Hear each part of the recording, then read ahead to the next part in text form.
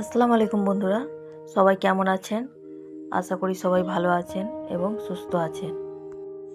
আমার আজকের রেসিপি পুঁইশাকের চচ্চড়ি কিংবা পুঁইশাকের ছ্যাঁচড়া।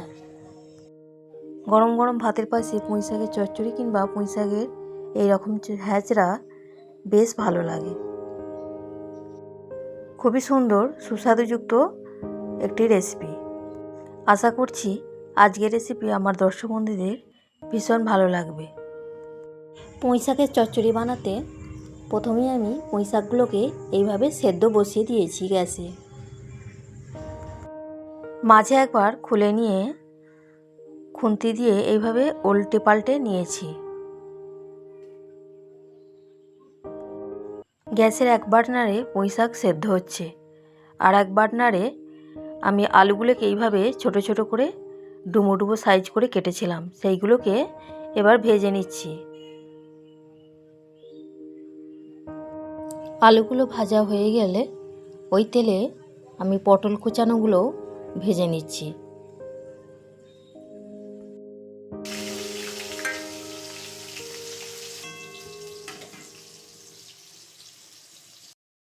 পটলগুলো ভাজা হয়ে গেলে আমি সেই তেলে কাতলা মাছের মাথাটাকেও ভেজে নিচ্ছি কড়া করে।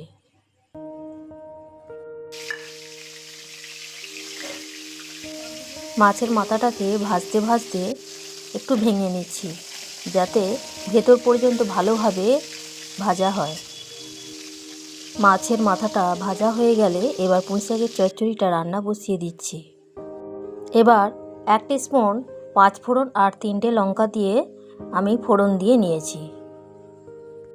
কিছু সময় এইভাবে নাড়াচাড়া করে ফোড়নটা হয়ে এলে কুচানো পেঁয়াজগুলো দিয়ে দিয়েছি।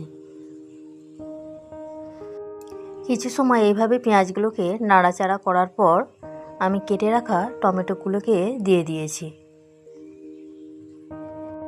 টমেটো কিছু সময় নাড়াচাড়া করার পর আমি দিয়ে দেবো এবার সমস্ত গুঁড়ো মশলা।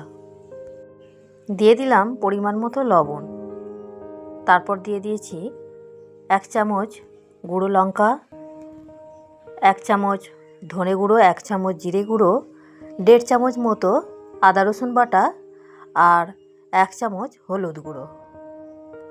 এবার সমস্ত গুঁড়ো মশলা দিয়ে গ্যাসের ফ্লেম আস্তে দিয়ে নাড়াচাড়া করছি।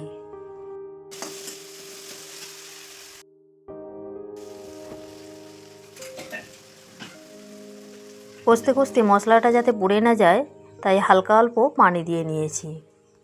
তারপর ভালো করে মশলাটাকে কষিয়ে নিয়েছি যাতে আদা রসুনের কাঁচাটি গন্ধ চলে যায়। এরপর মাছের তেলটা দিয়ে দিলাম। আজকে পুঁইশাকের চচ্চড়িটা আমি কাতলা মাছের মাথা দিয়ে আর মাছের তেল দিয়ে বানাবো।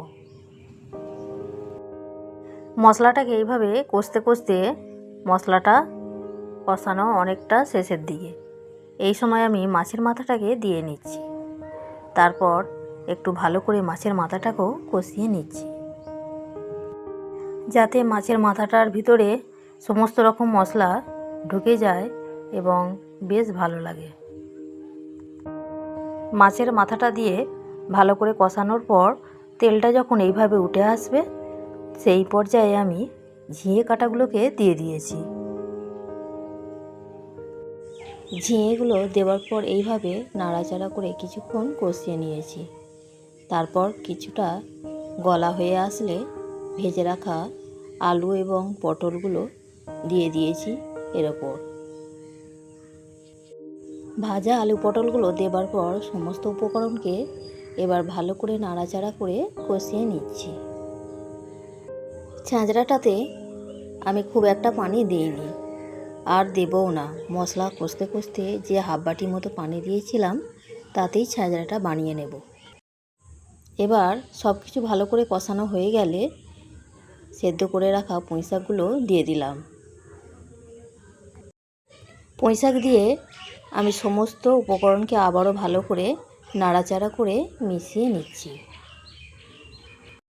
পুঁইশাকের চচ্চড়িতে আর এক্সট্রা পানি আমি দেব না, যেহেতু পুঁইশাক আগে থেকেই সেদ্ধ হয়ে আছে আর সমস্ত উপকরণ সেদ্ধ হয়ে আছে, তাই এইভাবেই নাড়াচাড়া করে রান্নাটা সেরে নেব। গ্যাসের ফ্লেম আস্তে দিয়ে ঢাকা চাপা দিয়ে তারপর এইভাবে নাড়াচাড়া করে ছাজরাটা রেডি করে নিয়েছি। 2 থেকে আড়াই মিনিট মতো এইভাবে নাড়াচাড়া করে মুই ছাজরাটা রেডি করে নিয়েছি। এবার হয়ে গেছে, একটা পাত্রে পরিবেশন করে নিচ্ছি। আজকের পুঁই চচ্চড়ি বা ছাঁচড়া খুবই দুর্দান্ত স্বাদ হয়েছিল এবং দেখতেও অসাধারণ লাগছে, আপনারা দেখেই কিন্তু বুঝতে পারছেন। দুপুরবেলায় গরম গরম ভাতের পাশে এই রকম ছাঁচড়া থাকলে থালার অর্ধেকের বেশি ভাত খুব তৃপ্তি করে খাওয়া হয়ে যাবে এক নিমেষে। আশা করছি আজকের রেসিপি আমার দর্শক বন্ধুদের ভীষণ সহজ লেগেছে এবং ভালো লেগেছে। রেসিপি ভালো লাগলে অবশ্যই আমার চ্যানেলটাকে সাবস্ক্রাইব করে আমার পাশে থাকবেন। এতক্ষণ পর্যন্ত আমার সাথেই যারা ছিলেন তাদেরকে অসংখ্য অসংখ্য ধন্যবাদ। আজকের মতো এখানেই বিদায় নিচ্ছি। দেখা হচ্ছে আবারও এক নতুন রেসিপিতে। আপনারা সব ভালো থাকবেন, সুস্থ থাকবেন। আল্লাহ হাফেজ।